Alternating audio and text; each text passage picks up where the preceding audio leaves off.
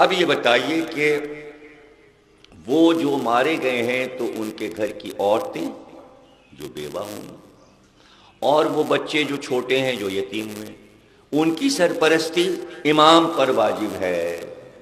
تو مجلس تو رکھی ہے شیعوں کے لیے تاکہ انہیں علم ملتا رہے اور واقع کربلا پتہ چلتا رہے، لیکن سب سے بڑی ذمہ داری سید سجاد کی ہے کہ ان بیواؤں اور یتیموں کی سرپرستی کیسے کی جائے، انہیں مکان بنا کے دیے جائیں، انہیں کپڑے ملیں، لباس ملے، رزق ملے، کھانا ملے اور سکون سے یہ رہیں۔ تو اس کے لیے امام نے کربلا سے واپسی پر پھلوں کی تجارت شروع کی اور مدینے کی زمینیں آپ نے خریدیں۔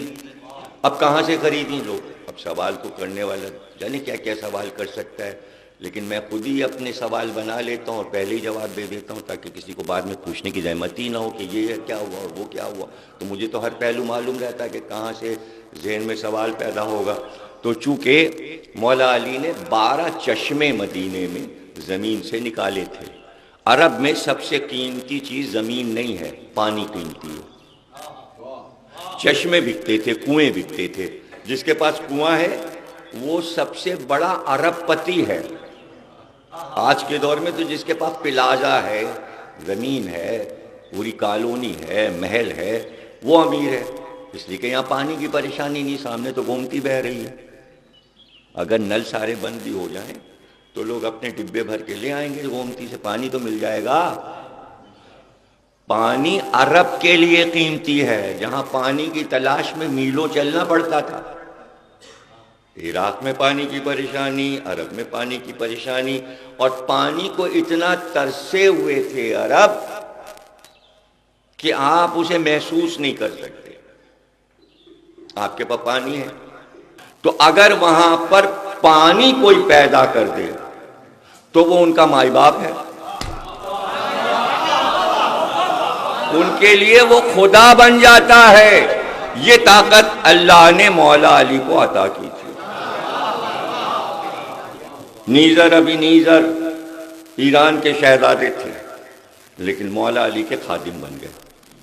ایران کے شہزادے تھے لیکن جب آئے تو مولا علی کے خادم بن گئے، اور خدمت یہ لی کہ مولا علی جو کھدائی کرتے تھے، چشموں کو تلاش کرتے تھے پانی کہاں ہے، تو انہوں نے کہا یہ کام میں اپنی کدال سے، اپنے پھاوڑے سے کروں۔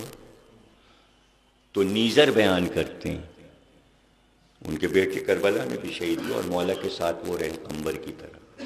کہتے ہیں کہ میں زمین کھود رہا تھا چشمے کی تلاش میں، لیکن جب میں اس جگہ گہرائی میں کھدائی کر کے پہنچا تو ایک پہاڑ کی چٹان آ گئی اور میں پسینے پسینے ہو گئی، اور اس وقت مولا اپنے رومال کو کھول کے جو کی روٹی کھا رہے تھے، وہ مولا کے کھانے کا وقت تھا۔ جب دیکھا کہ میں پھاوڑا مارتا ہوں تو پتھر سے لوہا ٹکراتا ہے اور آواز آتی ہے کہ یہ مٹی پہ پھاوڑا کدال نہیں چل رہی۔ تو مولا نے کچھ دیر مجھے دیکھا اور پھر اٹھے کھا کے جو کی روٹی اور کہا نیزر لو پھاوڑا کدال مجھے دو۔ نیزر کہتا ہے میں الگ کھڑے ہو کر دیکھنے لگا، مولا نے پہلا وار پتھر پہ کیا تو کہتا ہے ایسے پانی چوڑائی میں جتنی چوڑی اونٹ کی گردن ہوتی ہے اور جیسے گھومی ہوتی تو ایسے لگا کہ اونٹ کی گردن ہے، یوں پانی جو نکلا تو پورا میدان سیراب ہونے لگا۔ تو اس طرح کے چشمے علی نے 13 یا 14 چشمے بنائے، ایک ایک چشمے کی قیمت کئی ہزار درہم تھی۔ اس میں کا ایک چشمہ کربلا جانے سے پہلے امام حسین نے 60,000 درہم کا بیچا تھا مدینے کے گورنر کے ہاتھ۔ کیوں بیچا تھا؟ اس لیے کہ اسی رقم سے کربلا کی زمین خریدنی تھی، کیونکہ علم امامت سے معلوم تھا کہ بنی اسد سے زمین لینی تو اتنی ہی رقم لے کر گئے، جو بنی اسد کو رقم بھی دے دی اور زمین بھی واپس کر کے ہبہ نامہ انہی کے نام لکھ دیا کہ نہ ہمیں زمین چاہیے نہ رقم، رقم بھی تمہاری زمین بھی تمہاری، اور تم ہی اس کے مالک قیامت تک رہو گے۔ تو آج متولی اس زمین کربلا کے بنی اسد ہی ہیں، وہ گورنمنٹ کی زمین ہی ہے جس پہ امام حسین آ رہا۔ ہاں وصیت کر دی کہ اتنا حصہ ہمارا ہوگا، زراعت نہ کرنا، یعنی 400 مربع، یعنی مشرق مغرب شمال جنوب میں 4 میل چلتے ہوئے چاروں طرف جائیے تو اتنی زمین حسین نے خریدی ہے کربلا کی، کہ جس میں سارے زائر سما جاتے ہیں، وہ زمین حسین کی خریدی ہے، گورنمنٹ کی نہیں ہے۔ دیکھیے یہ بنیاد ہے جو حسین نے رکھی کہ زمین لے کر اسے وقف کر دینا، یہ دنیا کے کسی بادشاہ نے نہیں سیکھا۔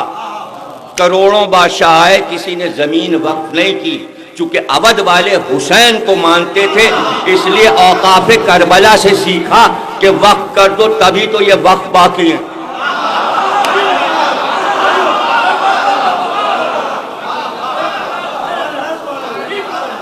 بنی اسد کو زمین دے دو، تو بنی اسد والا رتبہ لکھنؤ والوں کے اوقاف کے متولین کو ملا ہے، تو بنی اسد نے کھائی تھوڑی وہ زمین، محفوظ رکھی ہے۔ تو اب لکھنؤ کے اوقاف والوں کو بھی آصف الدولہ سے واجد علی شاہ کے زمین کو اگر کھائیں گے تو وہاں حساب دینا پڑے گا، اور یہیں امام مہدی بھی حساب لے لیں گے، اس لیے کہ یہ وقف لکھنؤ والوں کا نہیں ہے، یہ کربلا کا وقف ہے، حساب وہاں دینا ہے۔ اس لیے اس میں بڑی نزاکتیں ہیں کہ فاقہ ہو جائے متولی کو، اوقاف کی زمین نہ بیچے، یہ امام حسین کی زمین ہے، اس کے باپ کی زمین نہیں ہے۔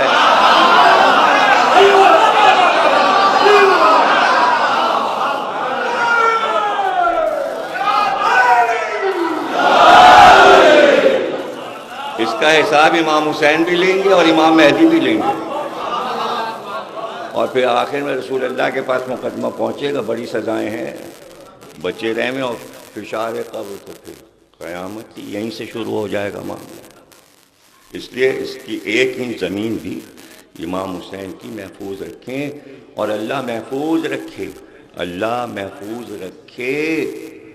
تو اب امام، چوتھے امام کے لیے مسئلہ ہے، تو اب جو 12 چشمے بچے ہیں وہ قیمتی ہیں، تو امام نے ان زمینوں پر پھل لگائے جو عرب میں نہیں ہوتے تھے، جو ترسے ہوئے تھے۔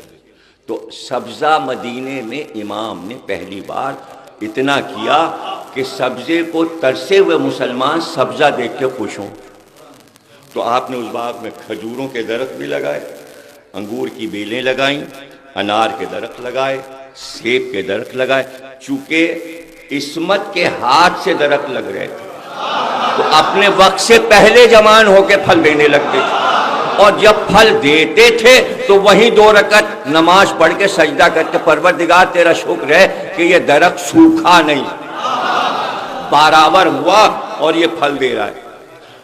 اب اس میں ظاہر ہے کہ اتنے بڑے بڑے باغات کے لیے ملازم چاہیے، تو افریقہ سے لے کر ایران اور اسپین تک کے لوگ آتے تھے کہ امام کو ملازم چاہیے۔ تو جب گنا گیا کہ کتنے غلام باغ میں کام کریں تو ان کی تعداد، ایک مورخ ہے مصر کا عمر ابو النصر، عیسائی تھا، مسلمان ہو گیا، اس نے کتاب لکھی سید سجاد، اس میں اس نے ڈیٹیل لکھی کہ 2.5 لاکھ غلام ملازم تھے امام کے پاس، 2.5 لاکھ، اس میں حبشی بھی تھے اور بھی قوم کے لوگ تھے، اور ان کی جو ڈیوٹیاں تھیں اس کے لیے امام نے رجسٹر بنوائے، اس پہ نام لکھے اور ان کی حاضری ہوتی تھی، اور جس کے سپر جو کام تھا، درختوں کی دیکھ ریکھ، پانی دینا، پھل کا پکنا، درخت کو دیکھنا، اس کی حفاظت کرنا، پھر پھل توڑنا، توڑ کر گاڑیوں میں لادنا، اور پھر وہ سارے پھل جاتے تھے بکنے کے لیے مصر کی طرف، فلسطین کی طرف، دمشق کی طرف، اور اس سے جو رقم آتی تھی اس رقم کا بیت المال بنا کر ان بیواؤں، ان یتیموں کے گھر بنائے جو کربلا میں شہید ہوئے تھے۔ تو گویا پوری ایک آبادی سید سجاد نے ایسی بنا دی، اس کا نام مولا علی نے رکھا تھا یمبو۔ یمبو کہتے ہیں اس جگہ کو کہ جہاں سے پانی نکلے، یمبو یعنی اسی سے لفظ بنا ہے منبع، پانی کا منبع۔ اب یہ لفظ چلتا ہوا منبع، مولا علی کا لفظ لکھنؤ تک آ گیا تو بمبا بنا۔ سلوات پڑھیے گا۔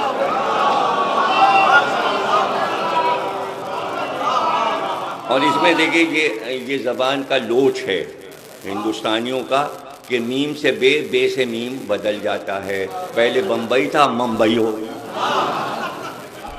اسی طرح منبع تھا بمبا ہو گیا، میم بے سے بدل گئی۔ تو یہ زبان کا لوچ ہے۔ تو پانی کا سرچشمہ، پانی ضروری تھا، امام نے اس کا انتظام کیا، اور اس کے بعد ظاہر ہے کہ یزید کے ہی دور میں مدینے پہ حملہ ہو گیا۔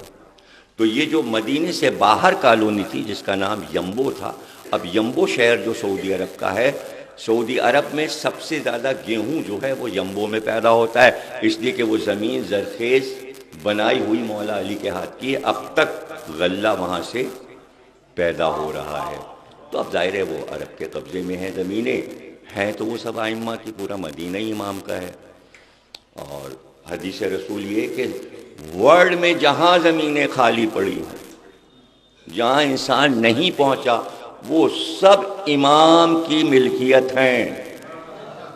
یہ بھی حدیث ہے کہ وہ سب فدق ہے زہرا کا، پورے ورلڈ کی زمین فدق ہے۔ فدق تو ایک نام ہے، یہ تو سمبل ہے۔ انی جاعل فی الارض خلیفہ، جہاں جہاں زمین ہے وہ آدم کی ہے، اور جو آدم کی ہے وہی علی کی ہے، اس لیے کہ وہ مٹی ہیں، یہ ابو تراب ہیں۔ آدم کی وراثت، آدم کی وراثت علی کو نہیں ملی، علی کی وراثت آدم کو ملی۔ صلوات پڑھیے گا۔